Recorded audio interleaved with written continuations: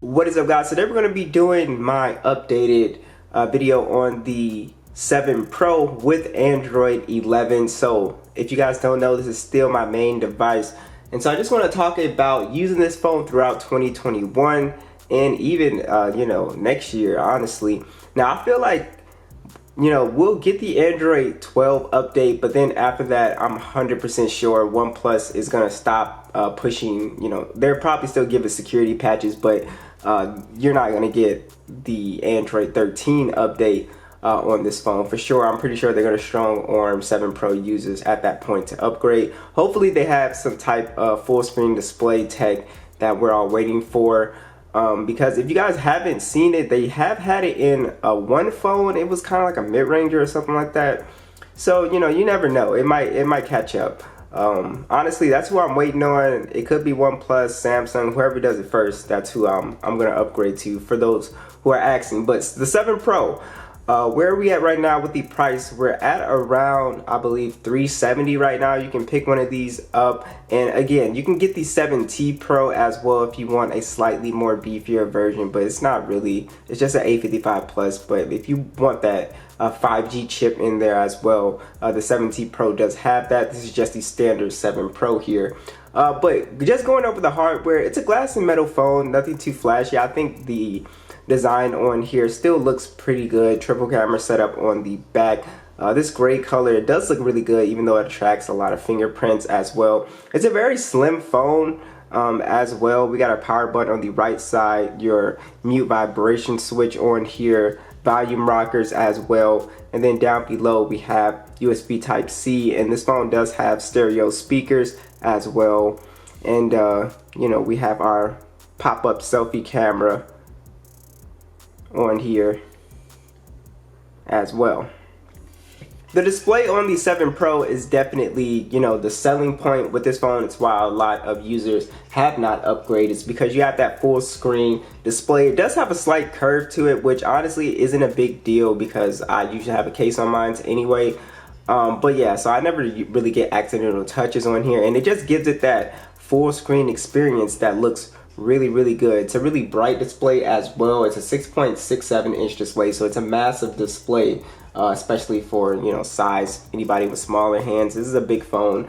You do have a fluid AMOLED display on here, 90 hertz, HDR10 plus. It's a 1440p display, 516 for the PPI, so it's just an extremely sharp display, but it gives off still some beautiful colors as well, which is something that I really like with this phone. And like I said, it's bright, so I never had any issues outdoors or anything like that. And again, that's the main selling point with this phone, is if you're watching content or whatever you're doing, you're on TikTok or whatever, you just get this really amazing full screen immersive experience. So I like not having a notch or a punch hole. I just like seeing that. I think it's just really cool feature to have.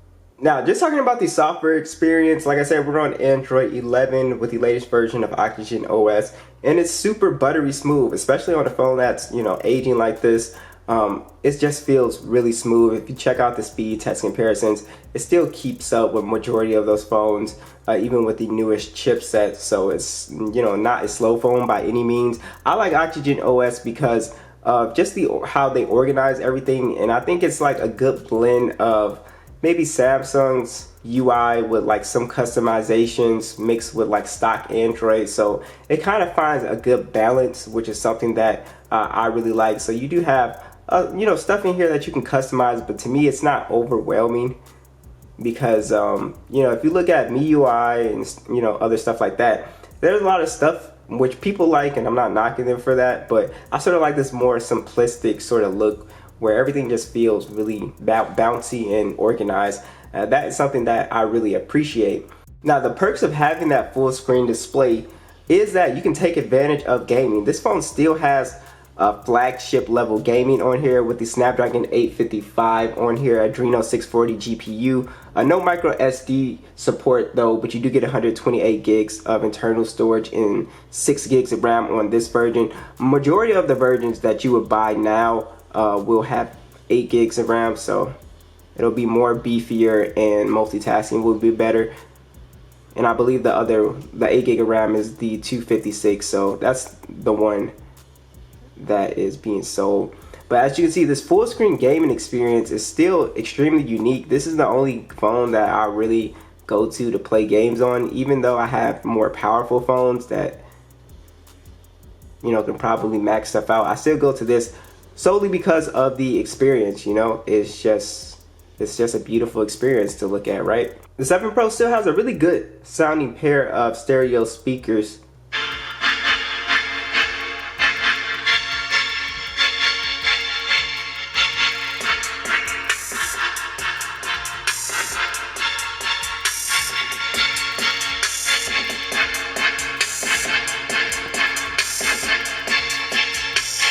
They sound really good. They don't distort at, you know, max volume. They have a good punch to them.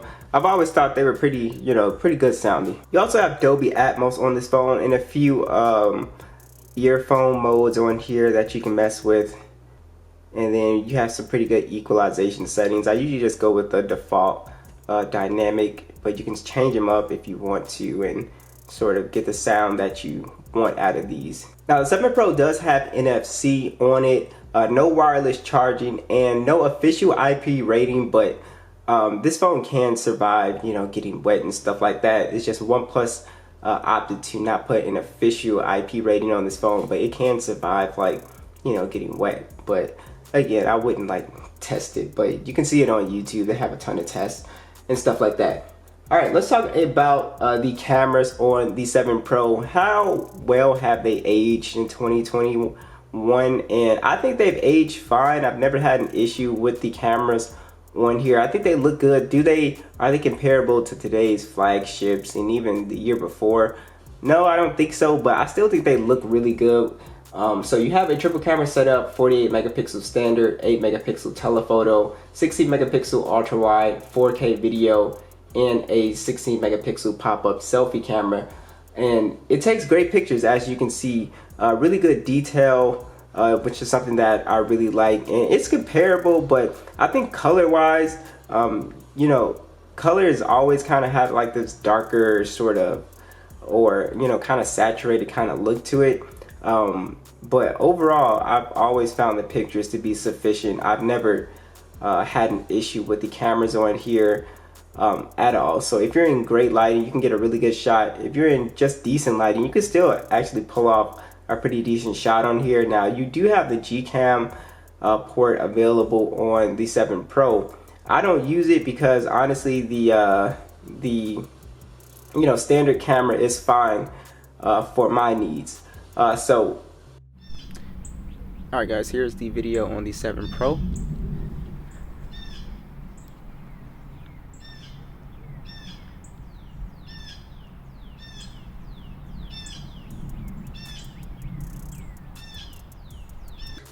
Now the 7 Pro does have a 4,000 milliamp battery with 30 watt fast charging. Battery life is fine on the 7 Pro. I usually get around 7 hours screen on time on mine. And again, you can get more or less depending on how you use it. But that's usually what I do, just, you know, playing games here and there, mostly on social media, watching videos and stuff like that. So this is usually what I'm doing on my phone. But yeah, battery life is fine on the 7 Pro. And again, yeah, you missed that wireless charging, you know, feature. But honestly, it charges so fast with that 30 watts that it's not a huge deal, because, you know, you just plug it up and then in no time, you know, you'll be charged. So yeah, the 7 Pro is definitely still an excellent buy in 2021. What do you guys think? Be sure to let me know, and I'll catch you guys in the next one.